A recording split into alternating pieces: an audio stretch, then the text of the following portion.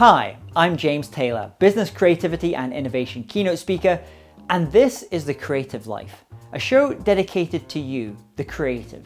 If you're looking for motivation, inspiration, and advice while at home, at work, or on your daily commute, then this show is for you. Each episode brings you a successful creative, whether that's an author, musician, entrepreneur, performer, designer, or thought leader. They'll share with you their journey, their successes, their failures, their creative process, and much, much more.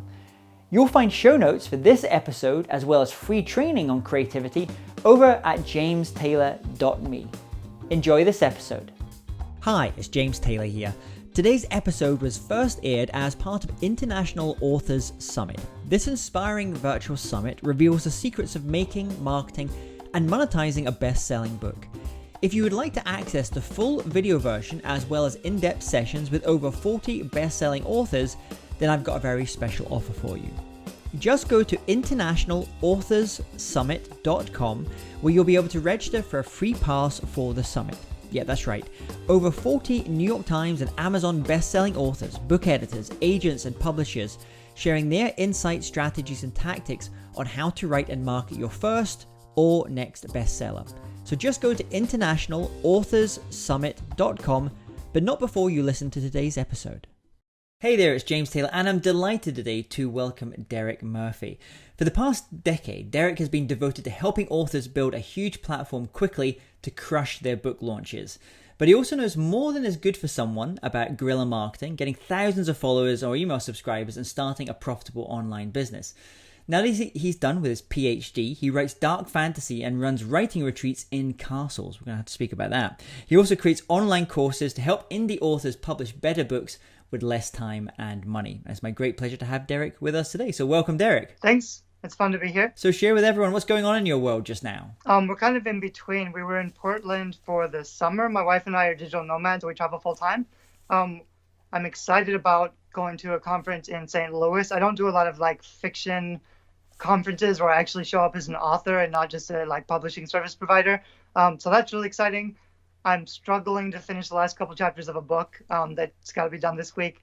Then we're going to Bangkok and then back to Vegas in November for another conference, and then probably back to Thailand again for the rest of the year. So this is kind of a weird in-between travel schedule, but ideally we'll find a really nice, comfortable apartment with a view of the trees and focus on, 3 or 4 more books by the end of the year. Now, I remember reading something about you before, and my wife and I, we also spent a long time kind of doing digital nomad thing, but really going for larger chunks of time in different places. But I read something that you kind of go to a place for a month at a time, and you were kind of moving on every time. So is that still the case, or have you changed your schedule now? It has been for a while. And the problem with that is, you're never really settled. Like a week or 2 of every month you're traveling, you're in between. The reason I do that is because there's so many good conferences, and the problem with being a digital nomad is you aren't always around the people that you want to be around. So if there's a big conference happening somewhere where I can hang out with a few hundred people, even if it's just for a few days, and then go back into my writing cave and focus on the work, I like to have those personal connections. So it's kind of hard to stay in one place if there's something else going on somewhere else. But I would like to slow down a little bit. I think 2 or 3 months in a place is a better amount of time. But it's just been that way. Probably for the last year or 2, it's been like a month or less in a place, which is it's kind of exciting. It's kind of nice, but I'm not getting as much work done as I probably could. And I'd really like to focus on, especially for fiction, you really need to build up your backlist so that you can spend more on the advertising and get people into your fiction funnel or your series. And I'm not quite there yet because I haven't finished enough books yet to really focus on scaling up. So that's where I need to get to with my fiction. With the nonfiction stuff, I can kind of work on that or my projects or work with clients anywhere. So it doesn't really matter where I am. But yeah, I'd like to slow down a little bit. So take us back. Where did it all begin? Where did the life of you as the author start? Take us back to that time. I studied philosophy in Malta, and I was doing fine art in Florence. I didn't really start. I think I put out a couple self-published books where they weren't very successful. And then when I did my PhD in Taiwan, I started an editing company. Then I started doing book cover design. So I was really working with authors. And the problem was I would edit their book or I would do their cover, and they still couldn't sell it. They didn't know how to reach their readers or get book reviews. So a lot of people had high hopes, but I didn't feel like I was really helping them with the stuff that mattered the most. So I really focused on learning about marketing. I wrote some books about marketing, and now I feel like I know about publishing and book marketing, but I haven't really put out the high quality commercial fiction and nonfiction that I need to. I don't just want to be someone who tells authors what to do or does services. I want to make sure I'm a step ahead and I'm working on my own projects so I can kind of verify that everything I'm talking about actually works and I can really do it for myself and not just for other people. So in the last couple of years, I've really just been focused on really stepping back from client work, focusing more on case studies and like experiments and just weird things with fiction, nonfiction to see what I can do differently that other authors aren't talking about yet. There's so many things that you have to think about, and it's so hard to do everything yourself. So a lot of authors just feel frustrated and overwhelmed. But like there's certain things that just have to happen. There's nobody else who's really going to do everything for you. A lot of authors just want to give up control, and that's really like a good idea. You have to learn enough about publishing to make smart decisions, even if you're hiring somebody else. So I kind of just help like with the education part to try to get authors up to speed.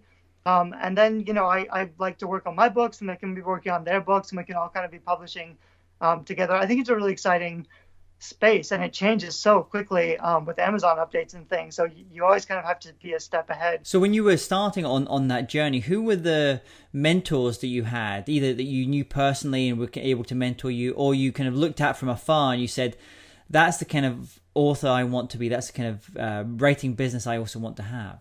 I think Joanna Penn from Creative Penn was one of the big ones in the beginning. And I think partly because I found a copy of her self-published book in Portland, at like a bookstore in Portland.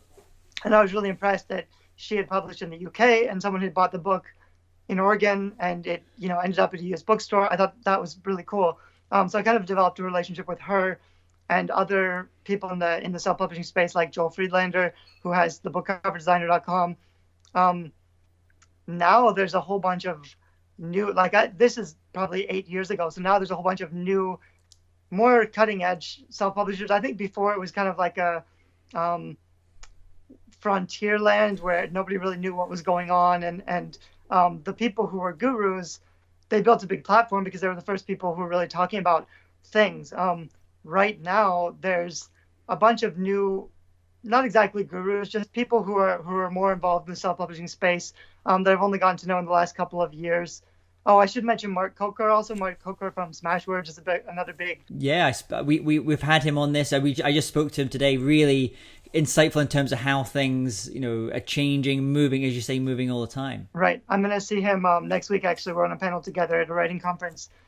So it's interesting to see them, like how not that they've changed, but to watch them grow over the last, 8 years. And I'm kind of in a similar position where, I started blogging maybe 5 or 6 years ago, but I have a lot of content out now. So a lot of people find me, but I still feel like I'm learning the best way to provide value. Like I said, it's just that there's so much to learn and I don't really want to be doing everything for authors anymore, but authors don't really want to learn everything either. So bridging that education gap to get them to, skip to the good stuff and see success with as little effort as possible. There are ways to do that, but it really depends on the book and the project, and it still can be overwhelming.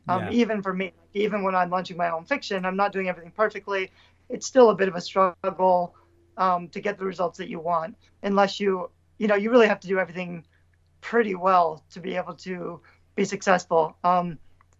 So on the one hand, like I can offer really quick feedback and authors always make the same mistake. So if they can just avoid the common mistakes that all first-time publishers make, they'll do a lot better. But there's also, guerrilla publishing hacks or marketing hacks that really can put you in front of like, for example, putting yourself on YouTube or putting yourself blogging, even that like most fiction authors just don't blog because they think there's no point to it. You can pretty easily get to the top of Google if you're smart for fiction stuff. So I have a lot of stuff like best young adult mermaid fantasy books would show up on the first page of Google when people search for best young adult mermaid fantasy books, because the other fiction authors aren't thinking about keywords like that.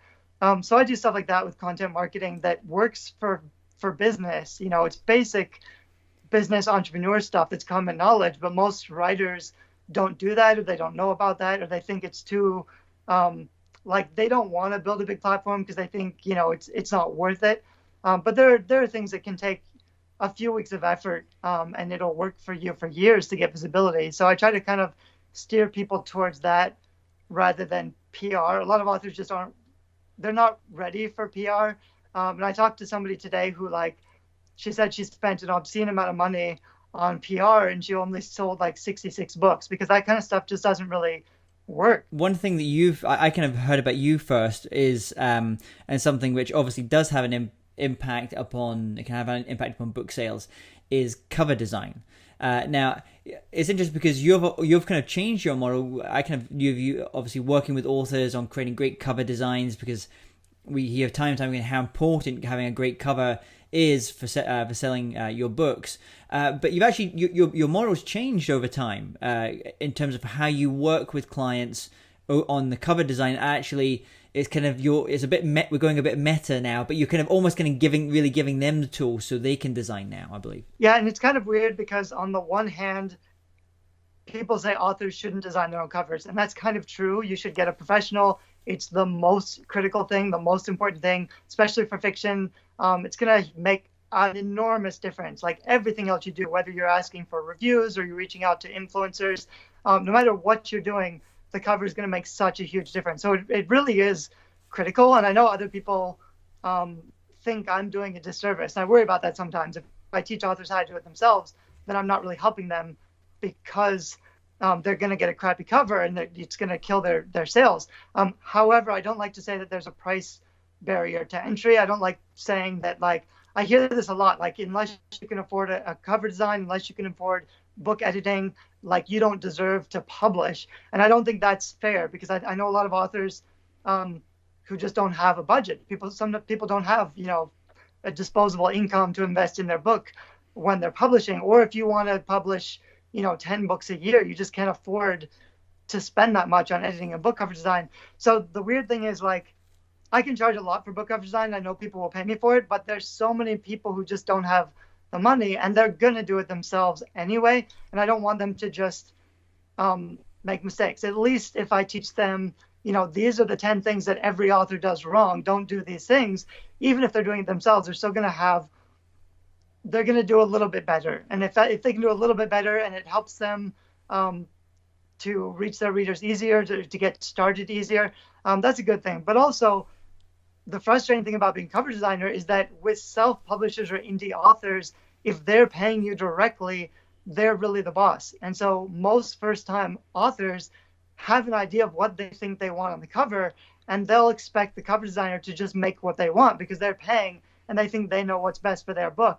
And authors never do the right thing for their book because they're thinking about it all wrong. They're thinking about how to sell what's inside, like the content or the benefits.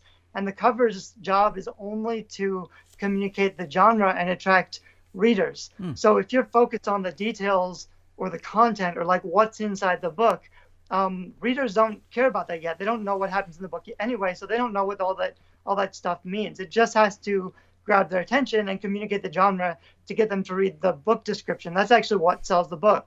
So what happens is a lot of authors, they'll hire a cover designer and they'll still get an ugly cover, or even they'll get a beautiful cover that just doesn't sell because it doesn't communicate the genre. So it's like they might love it and they don't understand why it doesn't work. And the other thing that's dangerous is if they're in control, whether they hire a designer or they design their own cover, if they're in control and they got what they wanted, they're not going to be willing to change it later. If everybody tells them, your cover is probably the problem, you need a new cover, it's not working, they won't listen because they got exactly what they wanted and they love it. So it's going to be harder for them to give it up. And you need to focus on, like, you want as many people to read your book as possible. That should be the only goal. So a lot of authors, they get too creative, they focus on the art, and they have too much emotional investment in their cover, and then they're not willing to change if that's a problem.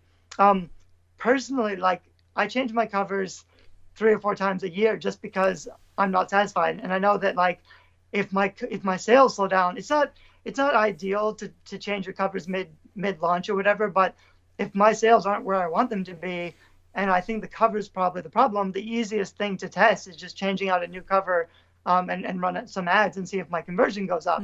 I also want to be testing like the sales copy or the keywords. There's other things I can do, but the thing that'll have the most impact is a new cover. So I'm always willing to be on the lookout for something better, because I know something better can really boost my sales. Which covers have you seen by other authors recently that you just thought, damn, they've got it? You know, they've kind of nailed it.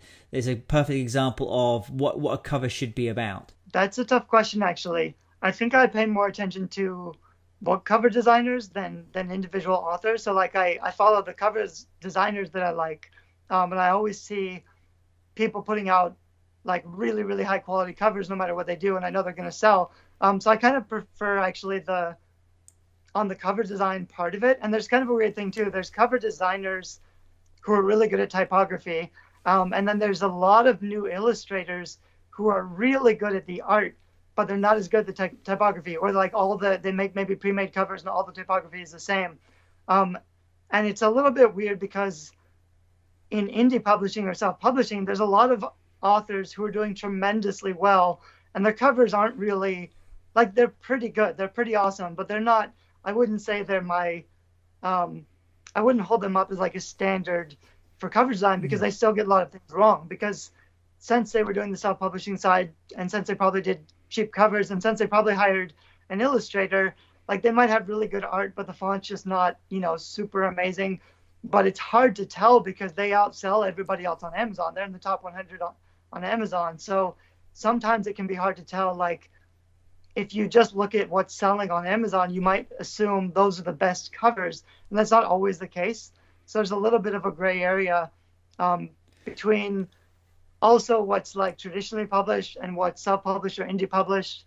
Anyway, I'm not sure if I'm answering well, but that's interesting. Also, as you're saying that, I'm also thinking now in terms of book series. There's a couple of book series I've seen recently. I really don't like the artwork. I'm not a fan of it, but because they have such a deep, it does have a look to it, and I know I can see it from a distance and say, oh, that's part of the same series. And because this series has been going for a long time, it's just the sales just go on and go. And I'm guessing that designer or the person, the publisher, just says, I don't want to change it. I'm too scared to change it. Yeah, that would be, I mean, if you're really selling, then you don't want to mess with it, and it can be kind of risky.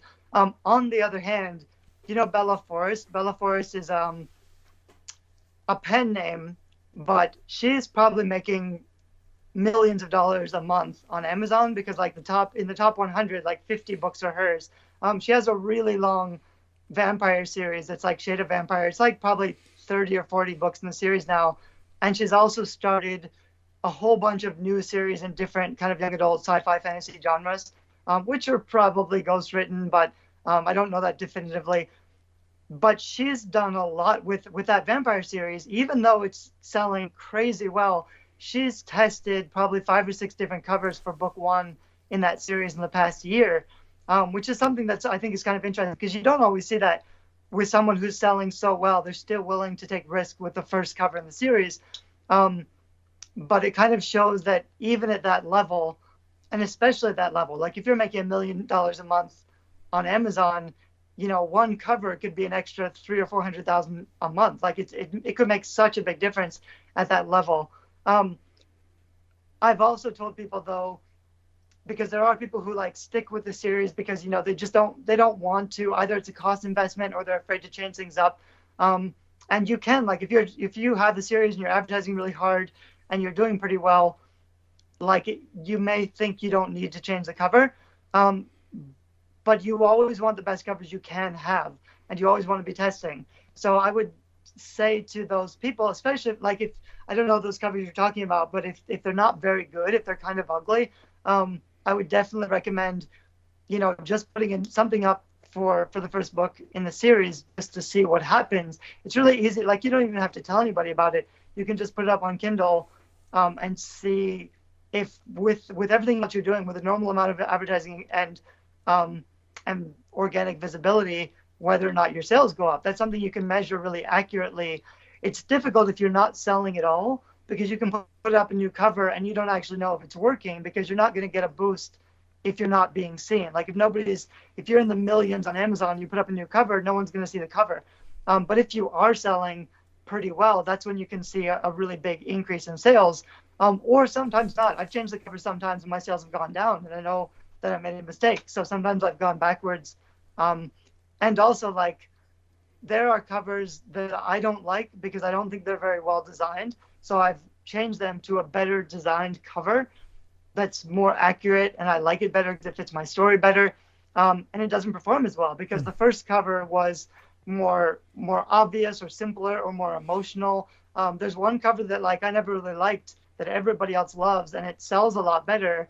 And I keep trying like new different covers to replace it, and nothing performs as well. So sometimes it's hard to tell. You really have to, like, you kind of have to put it out and see your readers. You want the cover that does the work. You want the cover that sells the most copies. I mean, it's hard, even as a cover designer, sometimes it's hard to just see what your audience is going to respond to. And what about when someone comes to you and it's very much in the non-fiction and their audience is more on the kind of business side? Are there any rules of thumb that someone should be thinking of, or things to maybe to avoid? You said that the point of the cover is to very quickly communicate what the genre is, and then I think like kind of tell me more. So someone that's writing more of those kind of business kind of style books, the kind of almost like the airport style books. Is there any rules that they should be thinking of there, or is it actually within that? Is it so many subgenres you actually almost need to kind of go a little bit deeper? No, nonfiction is pretty simple. There's colors that dictate mood or subject matter even. So like navy blue or purple is good for money or business. Green or yellow is good for health or fitness. You can't really go wrong with like a white cover with a simple image on the front. But the main thing is you don't want to be too conceptual. So like generally for nonfiction, you want a juxtaposition of two things, but you don't want to be too much. You don't want, a lot of people do like a scene or art or like a landscape or something, unless you're doing memoir or maybe spiritual nonfiction, because with landscape, you can have like a really pretty landscape and make people feel emotion right away because everybody likes a pretty landscape. So it's kind of an easy win. But for like business or self-help, you kind of want something that's really simple and small, like one little central image, and just really nice, simple font. The main thing with nonfiction is benefits and keywords. So you want like a really clear hook or subtitle that's really obvious about this is what you're going to get. These are the subjects. These are the benefits that the book is going to deliver. So I see a lot of nonfiction authors screw that up. But I'll use an example of Pat Flynn. Do you know Pat Flynn? Yeah, no, Pat, yeah. So the other interesting thing I've noticed with people who have a big platform is that like they're making tons of money. They're used to calling the shots. So when they have an idea about what they want, they're just like, this is what I want. And they're not as willing to listen to a cover designer. And so I've had conversations with people. I helped Pat Flynn. I didn't actually design his cover. I just kind of helped him with some concepts. And the interesting thing that I've also noticed with him and other people is that they had in mind like something that they wanted and they weren't really willing to let it go. And from my perspective, their audience is going to buy the book no matter what. Like no matter what they put on the cover, their audience is already going to buy it. People who know Pat Flynn are going to buy his book already. So the real job of the cover is to sell the book to people who don't know Pat Flynn already and aren't familiar with his brand and platform. So it has to do more work and be more obvious to strangers. And what a lot of people will do is they think in concept. So they want to have a conceptual cover. So Pat Flynn really wanted, his book was on Will It Fly? So he really wanted like a paper airplane and a shadow on the ground, which is a really conceptual, like it kind of fits with the topic, but it's not really obvious. And you kind of have to look at it and figure it out. And if you don't want people to have to look at and appreciate your book cover, because most people, like if they don't know you, they're not going to do that. They're not going to like look at your cover and try to figure out what it means. It's just they're going to see it on Amazon and it's going to either be obvious and attractive and clear, and they're going to click and read the benefits, or it's just a little bit too, they don't know exactly what genre it is. It doesn't look like a nonfiction business book. If it's a little bit confusing, you've already lost a sale, because if they don't immediately click to read the description, if they don't recognize your name, you've already lost them. So from my perspective, I wanted to make like a simple, obvious nonfiction cover. I made like 30 samples. They were all pretty good. And he went with something else that was closer to what he originally wanted. And of course, it did pretty well because he has a big platform. But I think that's just one example. I also did something with Lewis Howes that was kind of similar. But I've just noticed that like the bigger their platform, the more they want to do something, because like they have a reputation. Their viewers, their audience sees them a certain way. So they're thinking about like how people see them, and then how they want to be perceived, and like the branding that they want to put out in the world, which is all really important. But they kind of lose sight of, I want strangers to buy this book. I want people who don't know me to buy this book without me needing to like talk to them or build a relationship, or like, get them in my funnel and warm them up. If you do your book cover right, you can drastically shorten that time. With a lot of stuff, like with some of my nonfiction stuff, if I'm not doing a very good job with the book cover, first I have to give something away for free. Then I have to educate them about the benefits and make them want the book. It's just a longer, slower process. You build up a big list and then you can sell books. But if you do it right, if you focus on making a clear, obvious book cover, not like something clever or conceptual, you can just shorten that process so much faster, and you get strangers to buy the book without you needing to like sell it to them. I think an example I saw recently of that, someone I think did a really good job, was the author Phil M. Jones, who's a British author based in New York now, and he's known more as a speaker. And the thing I really liked about that book cover, it's very simple. And he has a series of books, so they all conform pretty much to the same kind of look. But if I can stand a fair distance away from that book, and I will know that it's a Phil M. Jones book, and when I go on the site, I can see that there's a continuity there. But if you actually look at it, it's in terms of the feel, I don't necessarily the font types and the typography, but it feels very like a New York Times, those kind of Sunday supplements that you get with like a New York Times. That's the kind of look and feel, and the colors and the font types. It feels like. And I guess Phil really knows his audience, and he knows that's his audience for that, and so they'll immediately feel quite comfortable. There's a familiarity to that as well. They know that it's not like the 10 tricks on how to do such and such type of book. It's a little bit, it's one level higher than that. Right, which is really smart. I've noticed that with some of my friends who do like really short nonfiction books. They put up a whole series of like 15K or 20K words. So I haven't really done that yet, and a lot of my nonfiction books are kind of like they're all different styles, all different fonts. It'd probably be smarter of me to go back and redo them all and brand them really well, and think about my main platform, my main website, my main audience. What am I trying to communicate? Because you can do a lot with fonts. You want to keep the fonts pretty simple for nonfiction, but even so, with the fonts that you choose, if you're targeting women writers or male readers or writers, depending on what you're selling, positioning your brand towards other things they're familiar with, using fonts that communicate a certain lifestyle or culture. You can do that kind of thing with book covers, and it is smart to do. I kind of feel like you always want the best cover for the specific book. So I feel like every book's going to have a little bit of a different audience, and I want to brand my book a little differently. So I want to use the font that's best for that subject and that audience, rather than saying I'm going to do all my books the same way. But there is a lot to be said for just deciding the brand values you want to communicate, deciding the story that you're telling with everything you do, with all the content that you put out, and really positioning your way with packaging, really just like communicating your brand, what's the word? Aesthetic. Like an just essence. So people see something, they just see like this is the style. They immediately think of your website or your other books or like all the stuff that you put out. I think there's a lot to be said for that. Even like matching your Facebook page, your social media page. I don't do a great job of that. My design is always kind of just I kind of throw stuff at the wall and see what sticks. But I'm at the point where I could pretty easily just, relaunch everything. It would take like a weekend to kind of rebrand everything I do and make new covers, make new website headers. It's probably a smart thing to do eventually, but I would caution against deciding on your brand aesthetic in the beginning and just sticking with it and doing all your book covers the same because that's a decision you made, in the beginning. If you haven't tested your covers, if you hadn't made deliberate decisions about what kind of font you're using and why, then I think it could be risky to just stick with it because you say like, that's my brand, I'm just going to keep it. Now you've had an interesting journey. We didn't even some of the things in the past you've had in terms of, I mentioned you did a PhD.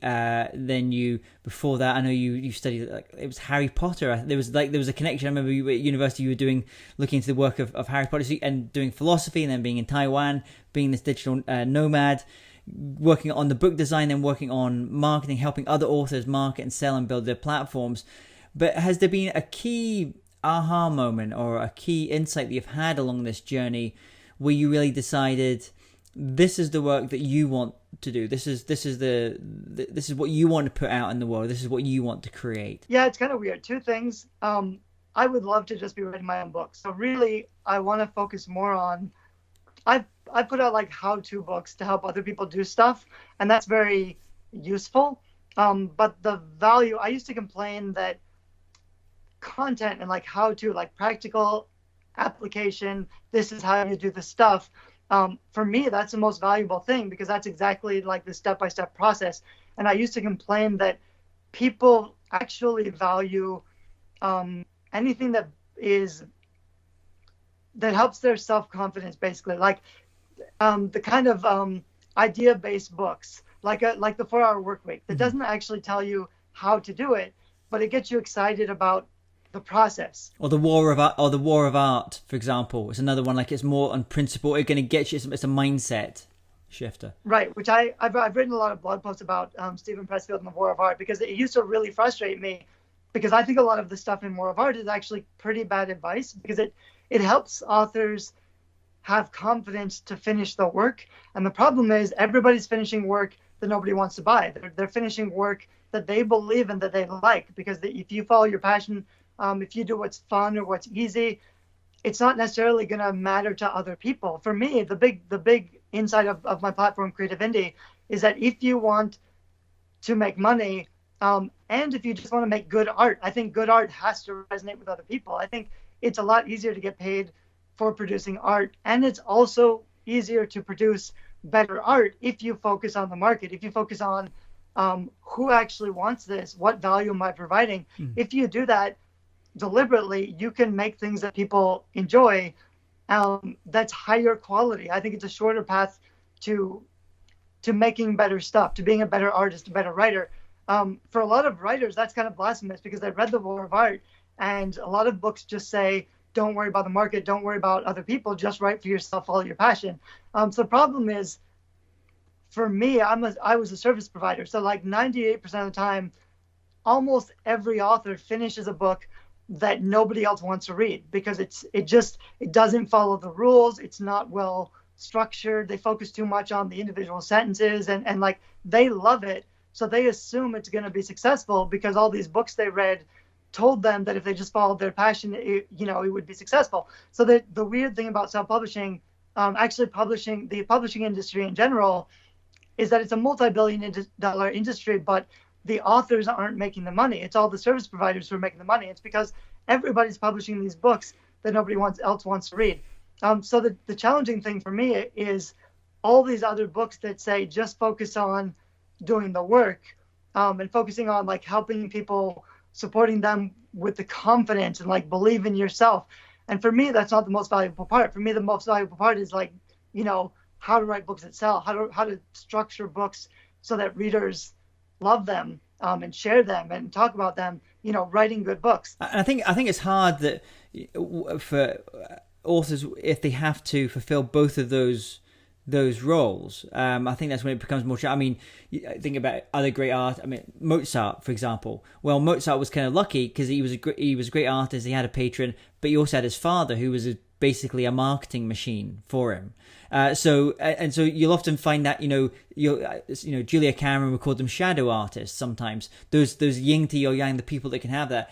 Unfortunately, most authors don't have that luxury of having that other person, so they have to get good at these other parts if they want their work to be read and to be shared. They also have to, like Mozart was classically trained from like 3 years old. He studied, he practiced pianos 8 hours a day for years and years and years.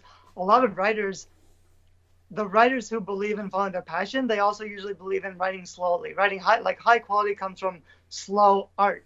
And the problem with slow art is they're not practicing as much. So they spend 10 years revising one novel and they think it's a better quality novel because they wrote it slowly. And the truth is the authors who are, putting out a book a month, they're learning faster because not only are they testing the market, but they're practicing so much more.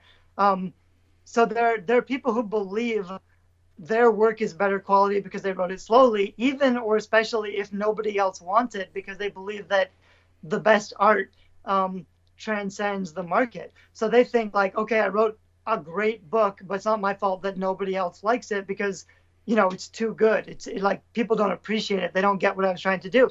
There's so many frustrated, starving artists because they're holding on to not thinking about the market. I know a lot of people who don't think about structure or plotting or architecture because they don't want to be limited by those kind of conditions. So that for me, like the most important things that I've realized recently, on the one hand, I realized that authors do need the support because it is hard and frustrating. So I always just focus on, okay, this is how you market your book. This is how you write your book. But if I'm not also giving them the confidence and motivating them with the enthusiasm to believe in themselves and to believe that this is possible and like stoking the fires of their imagination. If I'm not doing that kind of stuff, I'm not really helping them as much because they'll never get to the marketing stuff if I can't help them feel excited about the project. So that's one big thing I learned is that, like I said, I used to kind of resist that because I didn't feel like that was my job. Like I didn't want to handhold, or tell people, you can do it, your book matters, because most of the time authors are writing a book that I don't think is going to be very successful. And I'd rather steer them towards writing a book that readers are going to love. I think that's kind of the crucial secret to success. But I think on the work that you're doing there, you're saying kind of that not just doing the how-tos, but also doing the mindset, building the confidence. I mean, I think you also see that with great speakers, professional speakers, where you have, there's a big difference between someone being a trainer, like doing to like breakout rooms, and where they're very much teaching the how-to, and then you have that's at one end, and way at the other end you've got like the more celebrities or the high-end kind of motivational speakers, but you have this other, which is the main bulk of it, which is people who can tell those great stories. They can inspire, but they can also educate, inform, and entertain as well. So they're able to combine the very educational with at the same time lifting people up and making them feel, not only does he know what he or she know what they're saying, but this can work for me too. I can do this. Yeah, and the really interesting thing there with what you said is, I think it's true. The people who sell the motivation, like Tony Robbins, the celebrities, it's easier to get more famous when you're focusing on motivation because that's what more people want and need. Because most people never finish a book. They need, why should I even keep going if I don't know who's going to buy it or if I get stuck in the middle? Most people just, whenever it gets hard, they give up and they start something new and they never finish. So I do think like I'd like to change a little bit from the practical stuff to the motivational stuff because I'm starting to understand why that's so important. But also the storytelling is the big part that I wasn't doing before. I was always just focused on the nuts and bolts. This is how you do it. This is the practical stuff. And people really like that. But the problem is, even though my resources are really useful and people, like I know they're helping people, people don't necessarily care about me or myself because I didn't want to talk about myself or my background or my stories because I didn't feel like that was necessary to the content, to the information. I've learned this year that's actually a big mistake because on the one hand, if I'm just talking about content, it's too boring. No one's gonna read through all the boring content stuff because they don't trust me. They don't know whether or not it really works, and they're not motivated enough to take action. And if I can't motivate them to take action, it doesn't matter if I tell them what to do because they're not going to do it. So I've learned, and I've started to be focusing on experimenting with storytelling. So like in my emails and my blog posts, if I can start off with a really powerful story, not only is that good to just get them to pay attention and to get them to feel something, um, and something that resonates with them. Also, like I know this from fiction, but with fiction and nonfiction books, if it's just content, people don't remember the words. They don't remember the content. They remember the pictures that you put in their head. So especially with nonfiction, I'm actually going to rewrite a lot of my nonfiction books because it's all content. And the problem is it's information. So when they finish the book, they don't really see anything. There's not anything like emotionally relevant scenes that stick in their brain and kind of marinate, for months. So that like if I can give them something like that which sticks, it's better for teaching. Like if I want to be an educator, I need to communicate the steps or the processes or the information in digestible chunks and wrap it in stories so that it sinks through and so that it sticks and so that people get it, and also so that people are emotionally motivated. Yeah. And also so that they care about me. Like part of the platform is I don't just want to be a service provider anymore, or some guy on the internet. Like I want to be a brand. For that to happen, like I have to share my story. I have to talk about, the anecdotes. That's something that I've been focused more on recently, and also with helping authors. Because I think a lot of authors, especially in the email series or the autoresponder series, a lot of authors, they don't know what to write about. They don't want to build a list because they don't know what to email their list about, and they don't want to just be, selling all the time.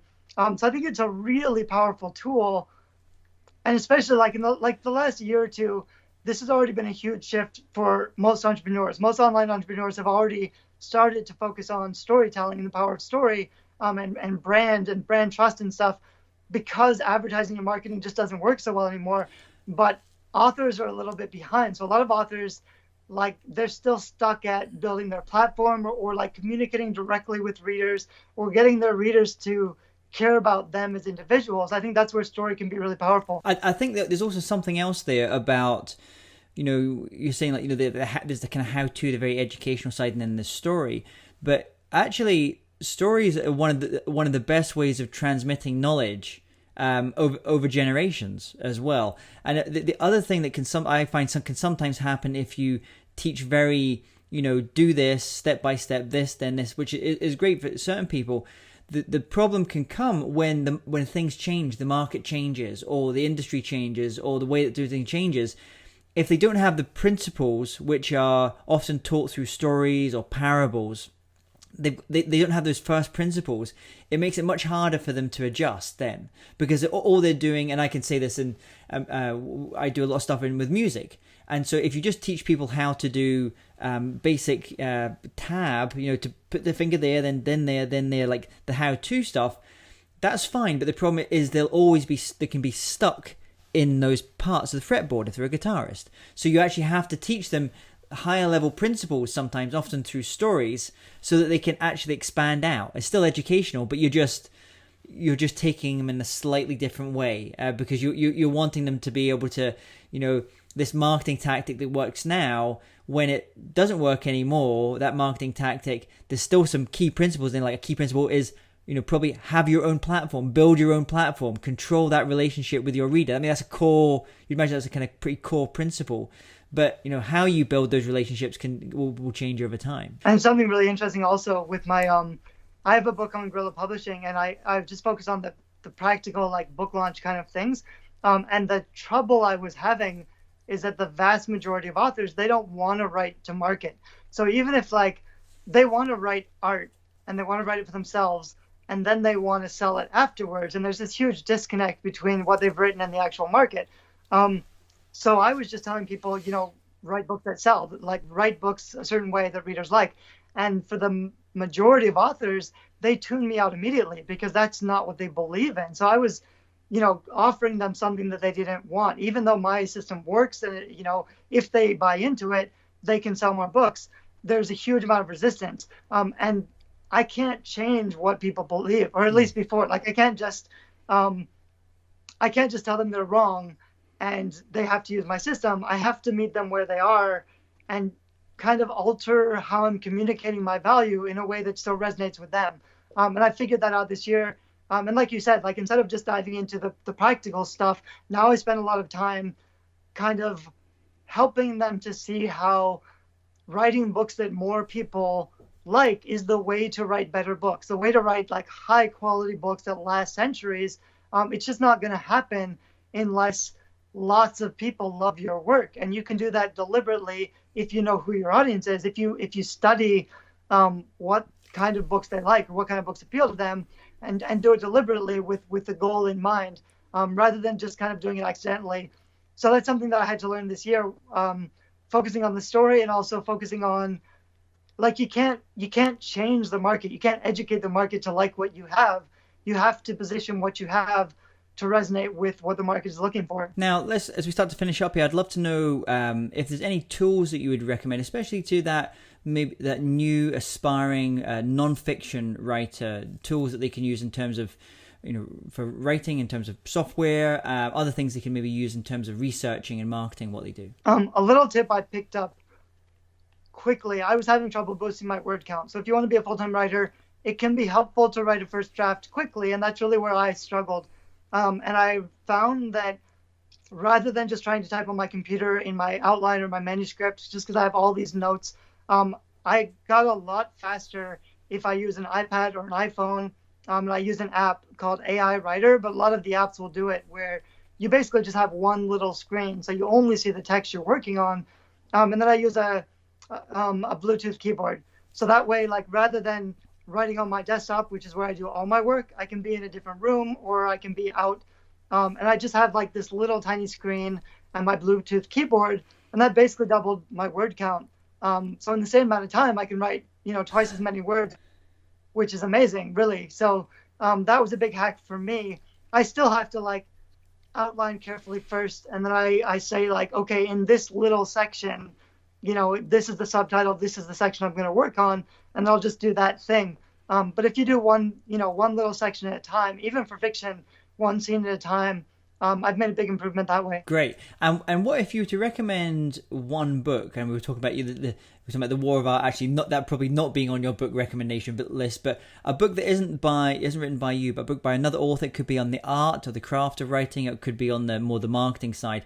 What would that book be? I'm trying to remember the one. There's one by Ryan Holiday I reviewed recently.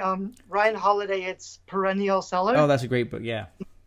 And the reason I like that one actually was a lot of other books on creativity focus on first listen to your passion and do the work and then try to sell it. And I was kind of expecting Ryan Holiday's to be the same thing, because it talks about perennial bestsellers, basically, make great work, make great art.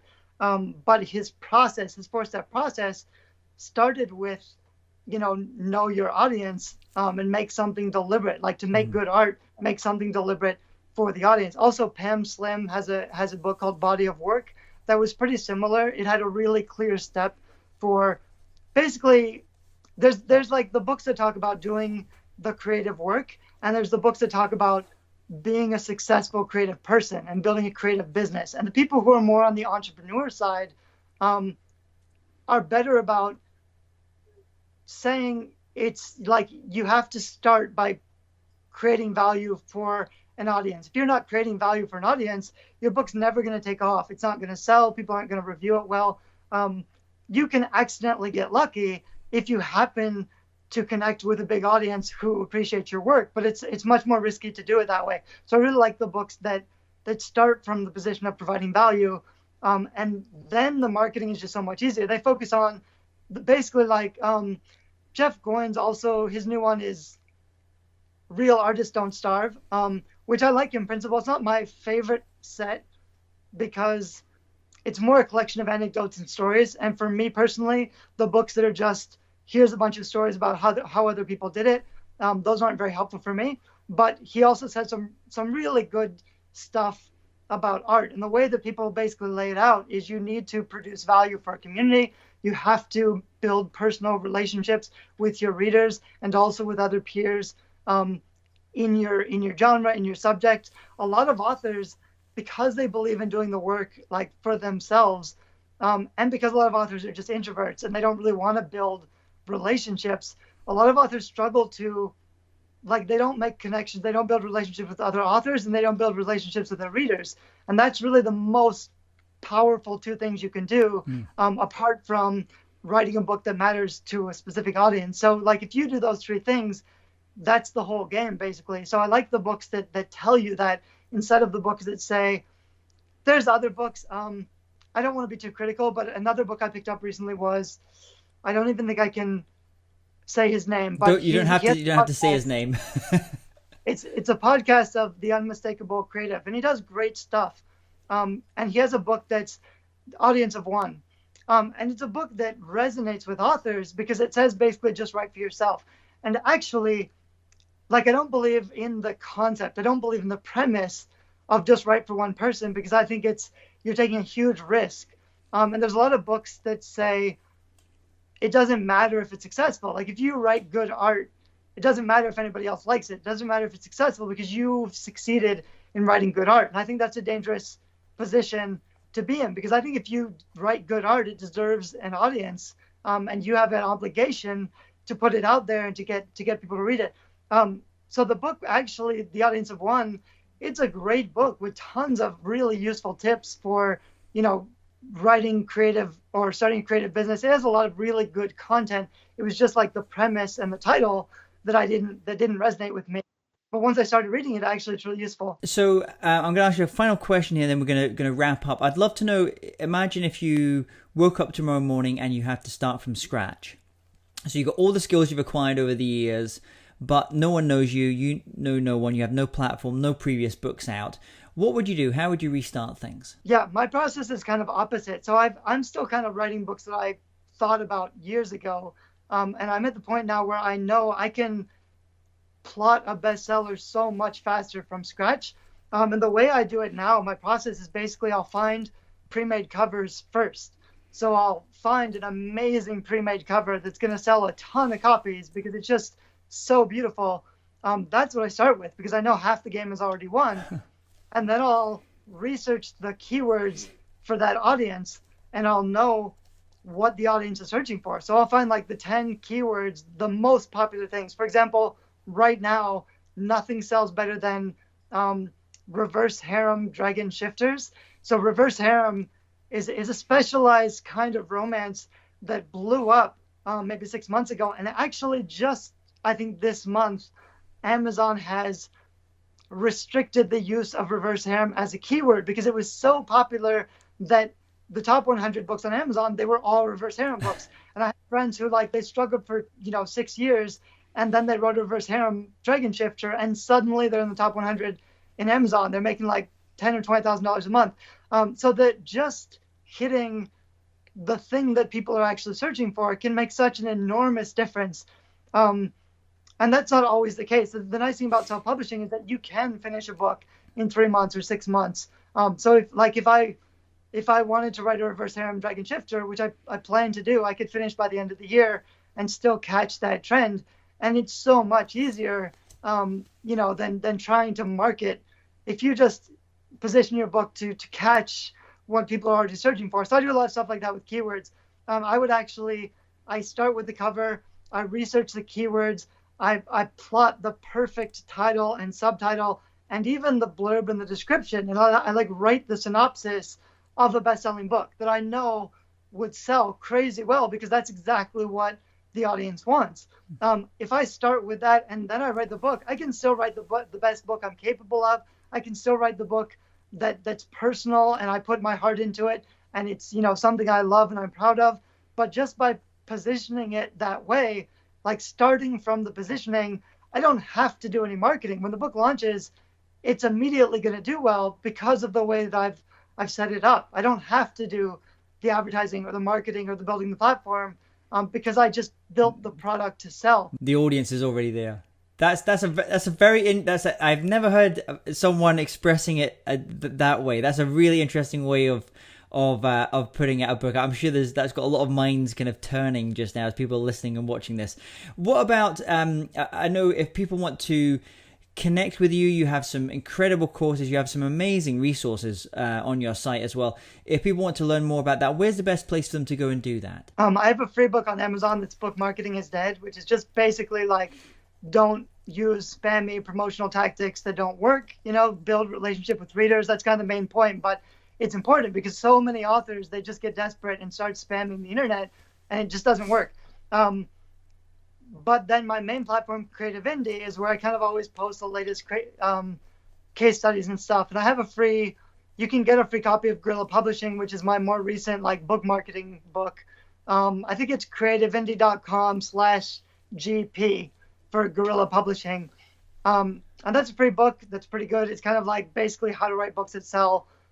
Fine. And like I said, I've been, rather than focusing on it used to be how to, make your first $1,000 a month on Kindle, but I've changed it to how to write books that last, how to write better books, because it really is, it's not just about writing books to cash in on trends. It's really just about writing books that more people love, because that's the secret to long-term success. It's not gaming the system or using keywords. You still have to write a book that readers love. But if you position it and package it the right way, at least you don't have to figure out how to put it in front of them or get them to buy it, because you've already kind of pre-sold it. Well, Derek, it's been an absolute pleasure learning from you today and getting a chance to have this conversation. Thank you so much for coming on and being interviewed. We're going to have all those links here for everyone. You can go and check that out. And I wish you all the best with your future travels. We didn't get a chance to talk about castles and cats, but I think that's maybe for another conversation next time. But thank you so much for coming on today. Awesome. Thanks a lot. Bye-bye. If you're interested in living a more creative life, then I'd love to invite you to join me as I share some of the most successful strategies and techniques that high-performing creatives use. I put them all together in a free downloadable ebook that you can get by going to jamestaylor.me. That's jamestaylor.me to get your free downloadable ebook on creativity.